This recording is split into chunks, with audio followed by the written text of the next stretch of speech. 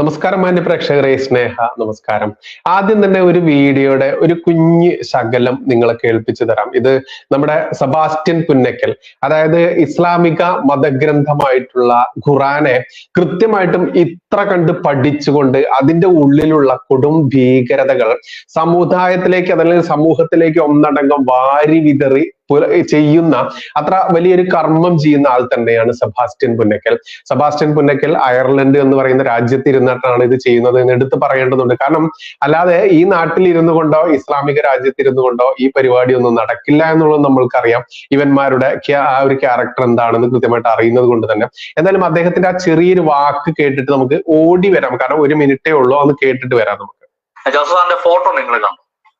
വലത്തെ കൈയും വെട്ടി ഇടത്തെ കാലും വെട്ടി. എന്തുകൊണ്ടാണ് വലത്തെ കൈയും ഇടത്തെ കാലും വെട്ടി എന്നറിയാവോ? ഖുറാനിൽ അങ്ങനെയാണ് പറഞ്ഞേക്കുന്നത്. ഖുറാനിലെ 5-ാമത്തെ സൂറത്തുൽ മാഇദയിലെ അതിന്റെ 33-ാമത്തെ ആയത്തിൽ പറഞ്ഞിരിക്കുന്ന ഈ മുസ്ലിം പിള്ളേര് 5-ാം വയസ്സ് മുതൽ മദ്രസയിൽ പോയിരുന്ന് കാണാപ്പാഠം പഠിക്കുന്ന ഖുറാനകത്ത് കൃത്യമായിട്ട് അവരെ പഠിപ്പിക്കുന്ന കാര്യമാണ് അള്ളാഹുവിനോടും അവന്റെ ദൂതനോടും പോരാടുന്നവർക്കുള്ള പ്രതിഫലം. ഒന്ന് അയാളെ കൊന്നൊടുക്കുക, അല്ലെങ്കിൽ ക്രൂശിക്കുക, അല്ലെങ്കിൽ കൈകളും കാലുകളും എതിർവശത്ത് നിന്ന് വെട്ടിക്കളയുക. ഇവര് കൈകളും കാലുകളും എതിർവശത്ത് നിന്നായിട്ട് വെട്ടിക്കളയാൻ തീരുമാനിച്ചു. കാര്യം എന്താണെന്ന് അറിയാം, കൊന്നു കഴിഞ്ഞാൽ ഒറ്റ ഇതുകൊണ്ട് കഴിഞ്ഞു. പക്ഷെ കൈകളും കാലുകളും എതിർവശത്ത് നിന്ന് വെട്ടിക്കളയുമ്പോൾ ആൾ മരിക്കത്തുമില്ല. ജീവിതകാലം മുഴുവൻ ആ ഭയം എല്ലാ അമുസ്ലിങ്ങളുടെ നടുവിലുണ്ട്. ഇവന്മാരെ എന്തെങ്കിലും പറഞ്ഞാൽ ഇവന്മാരെ കൈയും കാലും വെട്ടിക്കളയും. പോപ്പുലർ ഫ്രണ്ട് നേതാക്കന്മാർ എഴുതിയ മാനിഫെസ്റ്റോയുടെ അടിസ്ഥാനത്തിലല്ല ഇദ്ദേഹത്തിന്റെ കൈയും കാലം വെട്ടിക്കളഞ്ഞത്. ഖുറാനിലെ ആയത്തിന്റെ അടിസ്ഥാനത്തിൽ, ഇസ്ലാം മത പഠനത്തിന്റെ അടിസ്ഥാനത്തിലാണ് ജോസഫാന്റെ കൈയും കാലം വെട്ടിയത്. നോക്കൂ, നമ്മൾക്കറിയാം ഖുറാൻ എന്ന് പറയുന്നത് ഇവരുടെ വിശുദ്ധ ഗ്രന്ഥമാണ് ഇവർ വിശ്വസിക്കുന്നതെന്ന് നമ്മൾക്കറിയാം. അതിനെക്കുറിച്ചോ അതല്ലെങ്കിൽ അതിലുള്ള ഇത്തരത്തിലുള്ള ദുഷ്ടതകളൊക്കെ ആരെങ്കിലും പറഞ്ഞു കഴിഞ്ഞാൽ കൃത്യമായിട്ട് ചെയ്യേണ്ടത് എന്ത് എന്നുള്ളത് ഈ കിതാബിൽ തന്നെ ഉണ്ട് എന്നുള്ളത് കാണുമ്പോൾ തന്നെയാണ്. ഇവിടെ നമ്മൾ ഒരുപാട് വട്ടം ചർച്ച ചെയ്തിട്ടുള്ള ഒരു കാര്യമാണ് നല്ല മുസ്ലിങ്ങൾ, ചീത്ത മുസ്ലിങ്ങൾ എന്ന് പറയുന്ന 2 ക്യാപ്ഷനുകൾ. എന്നാൽ നല്ല മുസ്ലിങ്ങൾ ഉണ്ട് എന്ന് ഞാനും സമ്മതിക്കുന്നു. പക്ഷെ ഞാൻ ചോദിക്കുന്ന ഇത്തരത്തിലുള്ള നല്ല മുസ്ലിങ്ങൾ ഇത്തരത്തിലുള്ള ഈ കിതാബിനുള്ളിൽ ഇങ്ങനെ ഒരു സംഭവം ഉണ്ട് എന്നുണ്ടെങ്കിൽ അതിനെ തള്ളി പറയാനും അത് മാറ്റി എഴുതി കാലത്തിനനുസരിച്ച് നവോത്ഥാനം വരുത്തുക എന്നുള്ളത് മനുഷ്യന്മാർക്കിടയിലായാലും ഏത് കിതാബിനിടയിലായാലും ഗ്രന്ഥത്തിന്റെ ഇടയിലായാലും അത് മഹാഗ്രന്ഥമാണെങ്കിലും ഇനി കാട്ടറബി കിതാബാണെങ്കിലും എല്ലാം അത് കൃത്യമായിട്ട് അതാത് കാലങ്ങളിൽ നവോത്ഥാനം വരുത്തേണ്ട ഒന്ന് തന്നെയാണ്. അത്തരത്തിൽ ഇതിന് ഇവർ തയ്യാറാവുമോ എന്നുള്ളത് എന്റെ ഒരു ചോദ്യം തന്നെയാണ്. ആ ചോദ്യം ഉള്ളത് കൊണ്ട് തന്നെ കൃത്യമായിട്ടും ഇവർ അത് തള്ളിക്കളയാനും അതിൽ നവോത്ഥാനം വരുത്താനും ഇവർ തയ്യാറായി കഴിഞ്ഞാൽ നമുക്ക് അവരെ പറയാൻ പറ്റും, ഇവർ നവോത്ഥാനക്കാർ തന്നെയാണ്, കാലത്തിനനുസരിച്ച് ദുഷ്ടതകൾ ഉണ്ടെങ്കിൽ അത് മാറ്റാൻ ഇവർ തയ്യാറാണ്. അതല്ലെങ്കിൽ ഈ കാട്ടറബി കിതാബിൽ ഇത്തരത്തിൽ കാട്ടറബിക്ക് ആ കാലഘട്ടത്തിൽ ഉണ്ടായിരുന്ന നിയമങ്ങളാണ്, അത് ഞങ്ങൾ മാറ്റേണ്ടത് ഞങ്ങളുടെ ഉത്തരവാദിത്തമാണെന്ന് പറഞ്ഞ് മുന്നോട്ട് വന്നു കഴിഞ്ഞാൽ അവരെ നമ്മൾ സലാം ചെയ്യണം, അതല്ലെങ്കിൽ അവരുടെ കാല് കഴുകിയ വെള്ളം കുടിക്കണം എന്നുള്ളതാണ് യാഥാർത്ഥ്യം. പക്ഷെ അത്തരത്തിൽ ഒന്ന് കാണാത്തത് കൊണ്ട് തന്നെ ഈ നല്ലത് ചീത്തത് ഉണ്ടോ എന്നുള്ളത് കൃത്യമായിട്ട് നമ്മൾ ചിന്തിച്ച് മനസ്സിലാക്കേണ്ട ഒന്ന് തന്നെയാണ്. അതുകൊണ്ട് തന്നെയാണ് ഞാൻ പറയുന്നത് അങ്ങനെ ഒരു വിഭാഗീയത ഇവരിൽ തമ്മിലില്ല. ഇവർ എല്ലാം മദ്രസയിൽ പഠിച്ചിട്ടുള്ള ആളുകൾ തന്നെയാണ്. അവർ പഠിച്ച ഈ കിതാബിനുള്ളിലുള്ള സാധനമാണ് സെബാസ്റ്റ്യൻ പുന്നക്കൽ പറഞ്ഞത്. അതായത് വിപരീത ദിശയിലായിരിക്കണം വെട്ടേണ്ടത്. ഇപ്പോ വലത് കൈയാണ് വെട്ടുന്നതെങ്കിൽ ഇടത് കാലും വെട്ടണം. അപ്പോൾ ഇത് ചാവില്ല എന്നുള്ളത് നമ്മൾക്കറിയാം. കുർജീവൻ എന്നൊക്കെ മലപ്പുറത്ത് പറയാം, അതായത് പകുതി ജീവനോടുകൂടി ജീവിക്കുക എന്നുള്ളത്. അതിൽ ആ രീതിയിൽ തന്നെയാണ് ഇന്ന് ജോസഫ് മാഷ് ജീവിക്കുന്നത് എന്ന് എല്ലാവർക്കും അറിയാം. മാത്രമാണോ അദ്ദേഹത്തിന്റെ പ്രിയ പത്നിയായിട്ടുള്ള സലോമി ചേച്ചി, അവർ ഒരു മുഴം തോർത്തുമുണ്ടിലാണ് തൂങ്ങി മരിച്ചത്. അതും എത്രയോ മാസങ്ങളോളം മാനസിക പീഡനത്തിന് അവർ ഇരയായതിനു ശേഷമാണ്. അവർക്ക് ഒരു രക്ഷയുമില്ല, ഇനി ജീവിക്കാനാവില്ല എന്ന അവസാന നിമിഷത്തിൽ മാത്രമാണ് അവർ തൂങ്ങി മരിക്കുന്നത്. ഇനി അതുകൊണ്ട് തീർന്നോ? ജോസഫ് മാഷിന്റെ മകനെ ആരാണ് ഉപദ്രവിച്ചെന്നറിയാമോ? അത് ഒരു പോപ്പുലർ ഫ്രണ്ടുകാരനുമല്ല, ഒരു SDP കാരനുമല്ല, ഒരു ഇസ്ലാമിക ജിഹാദിയുമല്ല. പിന്നെ ആരായിരുന്നു? ആ കുഞ്ഞിനെ ഉപദ്രവിച്ചത് കോടിയേരി ബാലകൃഷ്ണൻ ആഭ്യന്തരമന്ത്രി ആയിരുന്ന സമയത്ത് അയാളുടെ അറിവോടുകൂടി തന്നെ കേരള പോലീസാണ് ആ കുഞ്ഞിനെ ഉപദ്രവിച്ചത്.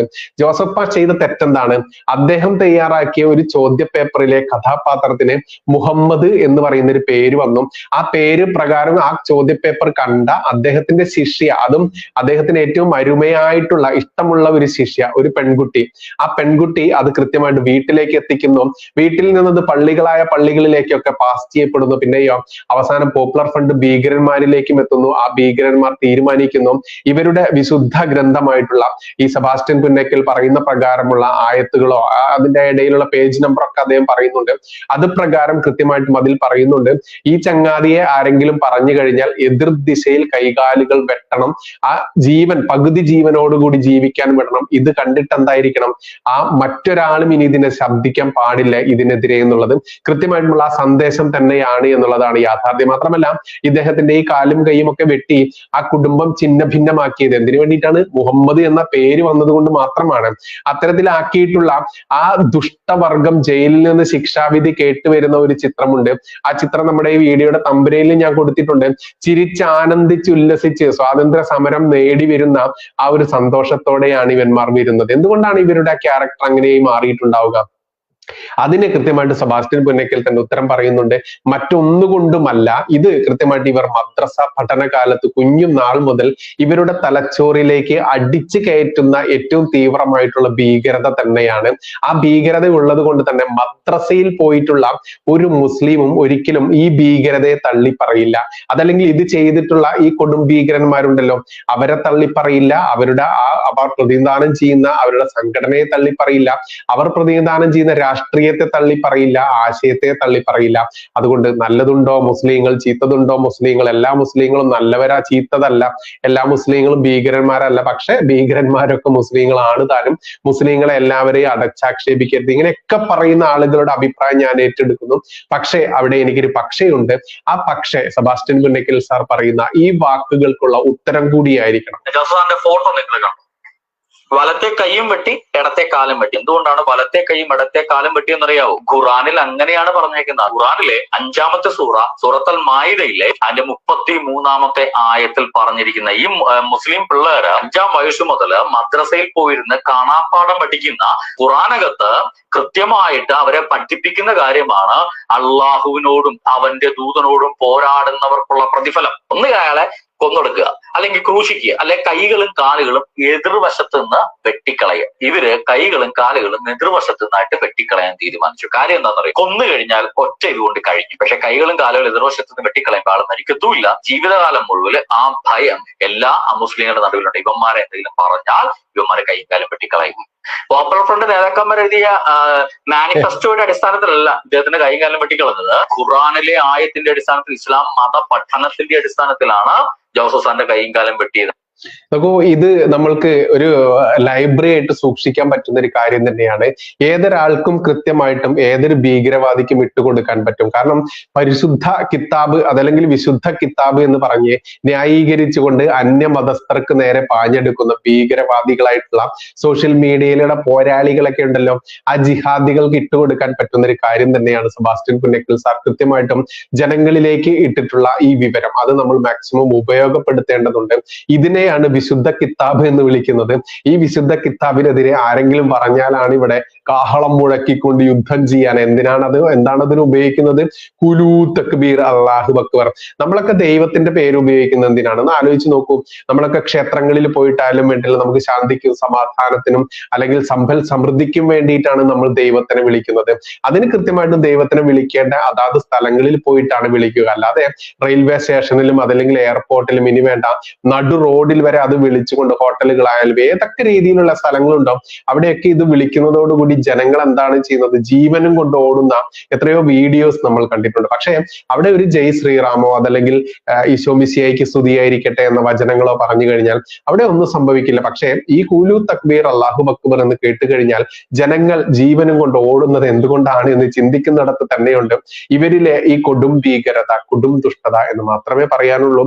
എന്തായാലും സെബാസ്റ്റ്യൻ പുന്നക്കൽ സാർ പറഞ്ഞിട്ടുള്ള ഈ വാക്കുകൾ മാക്സിമം ആളുകളിലേക്ക് എത്തിക്കുക. ഇത് നിങ്ങൾ സ്റ്റോർ ചെയ്ത് വെക്കുക. ആരോടും നിങ്ങൾക്ക് ചോദിക്കാൻ പറ്റും, ഇത്തരത്തിലുള്ളതാണോ നിന്റെ വിശുദ്ധ കിതാബ് എന്ന് പച്ചയ്ക്ക് ചോദിക്കുക. ഇത് മാറ്റാൻ നല്ല മുസ്ലിമെ നീ തയ്യാറാണോ?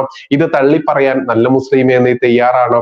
ഇത് തള്ളിപ്പറഞ്ഞുകൊണ്ട് ഇത് മാറ്റം വരുത്തിക്കൊണ്ട് ആ കട്ടറബി കാലഘട്ടത്തിൽ നിന്നും മാറികണ്ട് ഈ 2024 പുതു നവോത്ഥാനം സൃഷ്ടിക്കാൻ നീ തയ്യാറാണോ എന്നുള്ളത് ഏതൊരു നല്ല മുസ്ലിം മേനി നടിച്ച് നടക്കുന്ന അവനോടും ചോദിക്കാൻ പറ്റുമെന്ന് മാത്രമേ കൂട്ടിച്ചേർക്കാനുള്ളൂ.